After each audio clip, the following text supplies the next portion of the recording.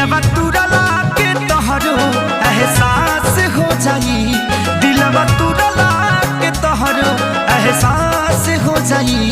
तोहरा चलते हे दीवाना बदमाश